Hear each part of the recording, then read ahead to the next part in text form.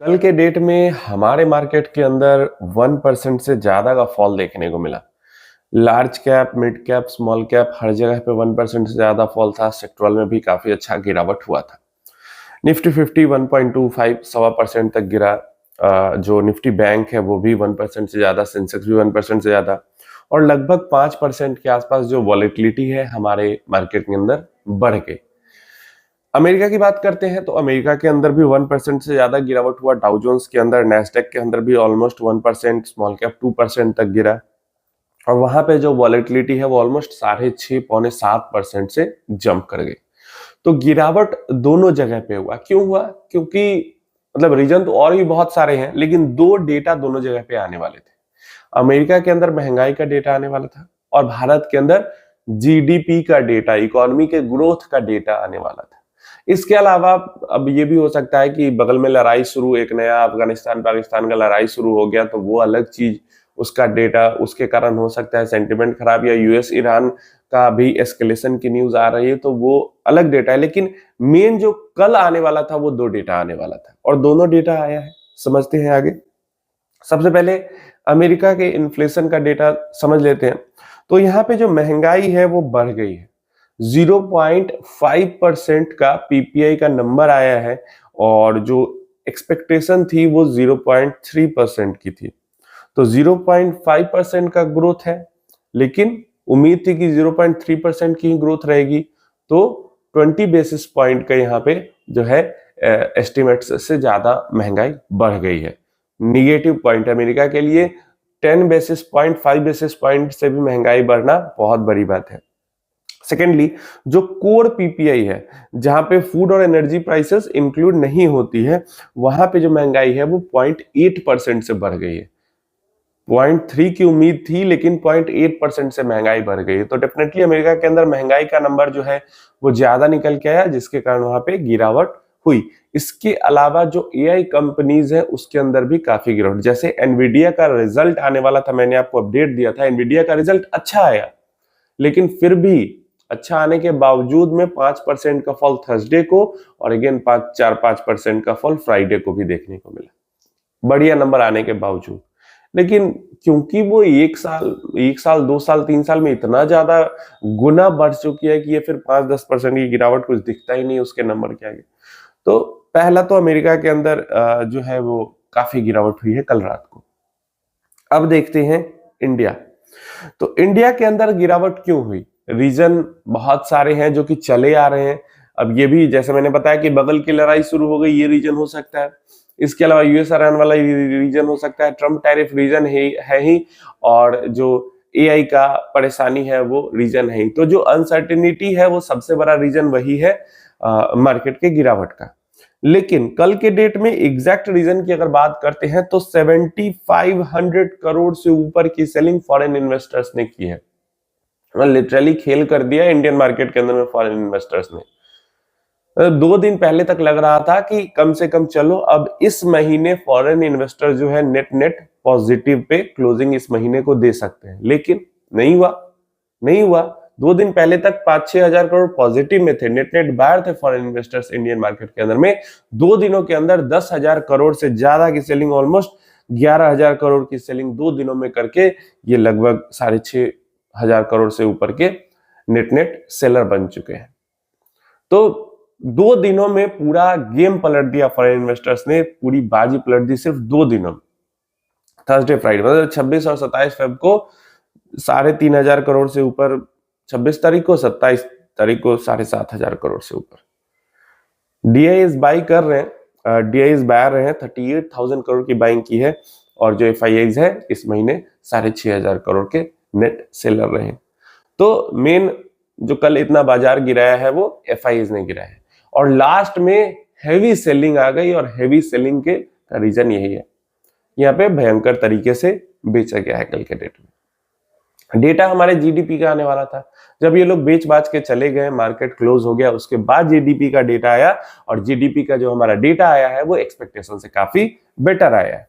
जैसे यहाँ पे हम बात करते हैं तो India's economy grew 7.8% in October-December from the same period of year earlier, after posting 8.4% growth in the previous quarter. पिछले क्वार्टर में 8.5% के आसपास था, इस बार 7.25% के आसपास है। तो क्वार्टर ऑन क्वार्टर डिक्रीज जरूर हुआ है, लेकिन एक तरीके से कह सकते हो मोमेंटम बरकरार है। 7% से ज्यादा का नंबर आना ही एक बड़ी बात है, और खासकर इस क्वार्टर में 7% से ज्यादा का नंबर आना वो और ज्यादा बड़ी बात है, क्योंकि इस बार हुए हैं कई सारे चेंजेस। अब जो पूरे साल का नंबर का जो एस्टिमेट है वो 7.6% तक पहुंच चुका है, जहां पे जो एस्टिमेट्स थे पहले के इकोनॉमिस्ट के वो 7.4% के थे। तो 7.4% से 7.6% तो नंबर अच्छा आया है। अब सबसे बड़ा चेंज इस बार के, अब पहले अच्छा नंबर आया तो इसका रिजल्ट हमें क्या देखने को मिला? हमें देखने को मिला कि 1-1.5% की गिरावट के बावजूद जो हमारा गिफ्ट निफ्टी है 0.35% से अप दिख रहा था बंद होते होते तक। लेकिन मुझे उम्मीद थी कि इतना अच्छा नंबर आने के बाद 0.5% से ज्यादा की कम से कम हमें तेजी देखने को मिले, लेकिन उतनी तेजी देखने को नहीं मिली। अब यहाँ पे इस बार चेंजेस क्या क्या हुए हैं और क्यों हुए हैं? तो चेंजेस जितने भी हुए हैं वो सब हुए हैं ताकि इंटरनेशनल स्टैंडर्ड्स का डेटा हमारे यहाँ से भी प्रोड्यूस हो सके, जो डेटा आता है उसको मतलब ज्यादा बेटर माना जा सके। आईएमएफ का जो कंसर्न था, और उस दोनों कंसर्न को यहाँ पे इन्फ्लेशन में भी कंसर्न को ठीक कर दिया गया और जीडीपी में भी कंसर्न को ठीक कर दिया। जो डबल डिफ्लेशन मेथड कहते थे कैलकुलेट करने के लिए, वो भी कर दिया गया है। बाकी भी जो जो चीजें आईएमएफ कहती थी वो सब इस बार कर दिया गया। जो बेस डेट है उसको भी बढ़ा के 22-23 फाइनेंशियल ईयर पे ले आया गया है। तो आईएमएफ का जो इंटरनेशनल मॉनेटरी फंड है उसके सारी शिकायतें जो थी इन्फ्लेशन के डेटा को और जीडीपी के डेटा को और कैलकुलेशन के तरीके को सबको इस बार क्लियर कर दिया है। तो यहां से आगे के लिए उम्मीद ये है कि आईएमएफ हमारी रैंकिंग थोड़ी सी इंप्रूव कर दे। जैसे जीडीपी के डेटा पे जो रैंकिंग मिलती है इंडिया को वो सी रैंकिंग मिलती है, सी रैंकिंग मिली हुई है जीडीपी के डेटा को लेकर। सी से ऊपर बी रैंकिंग होता है, बी से ऊपर ए रैंकिंग होता है। रसिया को बी रैंकिंग है, अमेरिका वगैरह को, यूरोप की कंट्रीज को ए रैंकिंग उनके डेटा क्वालिटी को लेकर मिला है। तो रैंकिंग अगर थोड़ी सी हमारी इंप्रूव होगी ना, तो थोड़ा सा ग्लोबली हमारे डेटा पे भरोसा ज्यादा किया जाएगा, और भरोसा ज्यादा किया जाएगा तो हमारे यहाँ फॉरेन इनफ्लोज थोड़े से बढ़ सकते हैं। क्यों? क्योंकि ये जो डेटा प्रोड्यूस हो रहा है ये 7% 8% की ग्रोथ दिखाई जा रही है, लेकिन ग्लोबली इन्वेस्टर्स को लग रहा है कि नहीं ये सब झूठा है, ये ग्रोथ सही नहीं दिखाई जा रही। इस बार तो जो है आईएमएफ के जो कंसर्न्स थे उसको क्लियर करके डेटा लाया गया, तो कम से कम इस बार तो फॉरेन इन्वेस्टर्स को समझना चाहिए कि भाई नंबर सही आ रहा है।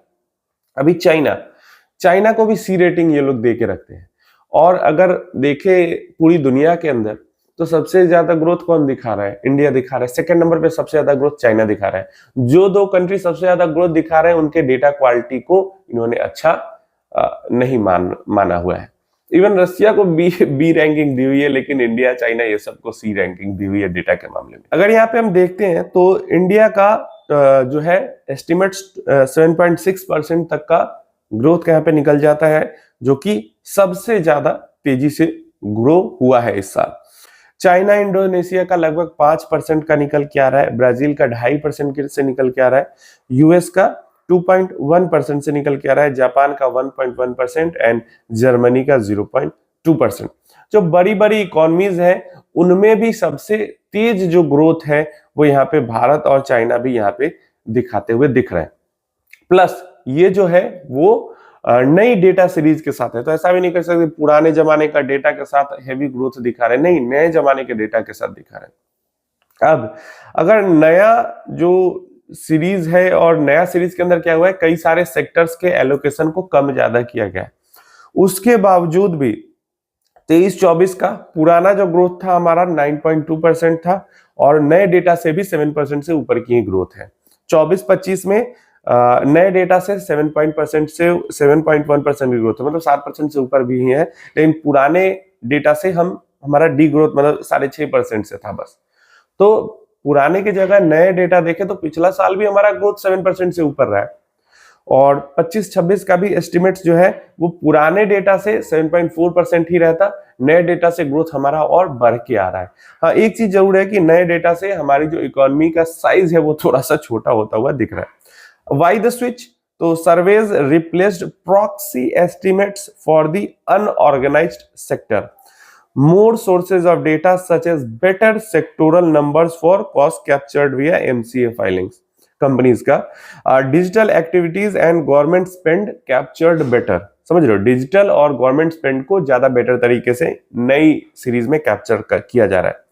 और चेंजेस ड्यू टू इलेक्ट्रिफिकेशन अब ज्यादा हो गया, 2012-11 में कहाँ ही बिजली इतनी थी। उसके अलावा self owned housing units and lower logistic cost, logistic मतलब ट्रांसपोर्टेशन वगैरह का कॉस्ट भी घट गया है। अब लोग ज्यादा घर भी अपना बनाने लगे हैं, रखने लगे हैं, तो बहुत सारी चीजें चेंज हुई जिसके कारण ये सब हुआ है। एंड डेफिनेटली अब यही उम्मीद है कि आईएमएफ हमारा जो डेटा है, डेटा क्वालिटी की रैंकिंग है उसको थोड़ा सा इंप्रूव कर दे, तो हमारे यहाँ पे जो इनफ्लोज हैं वो थोड़े से बढ़ने की उम्मीद हो सकती है। आप अपनी राय इन सारी चीजों के बारे में जरूर देना। अमेरिका के अंदर डेटा खराब आया, इस कारण से गिरावट हुई, और हमारे यहाँ पे डेटा आने से पहले ही गिरावट हो गई। या फिर ये भी कह सकते हैं कि मंथ एंड था और ऊपर से फ्राइडे भी था और 2 दिन बंद भी अब मार्केट रहने वाली है, और आजकल वीकेंड में बहुत ज्यादा अनसर्टिनिटी रहती है, तो इस कारण भी फॉरेन इन्वेस्टर्स ने सेलिंग की होगी। लेकिन मार्केट गिराने के ऊपर पूरा पूरा कल का जो हाथ था वो फॉरेन इन्वेस्टर्स का था। भले ही गिराने के बाद न्यूज अच्छी आई। अब देखते हैं मार्केट मंडे को किस तरीके का खेल दिखा सकता है। 0.3% 35% की तेजी है, क्योंकि उम्मीद थी कि इतना अच्छा जब जीडीपी का नंबर आया नई सीरीज में भी, तो थोड़ा सा और ज्यादा गैप अप की उम्मीद, 0.5% से ऊपर रहती तेजी तो ज्यादा मतलब अच्छा रहता। आप अपनी राय इन सारी चीजों के बारे में नीचे कमेंट बॉक्स के अंदर जरूर देना।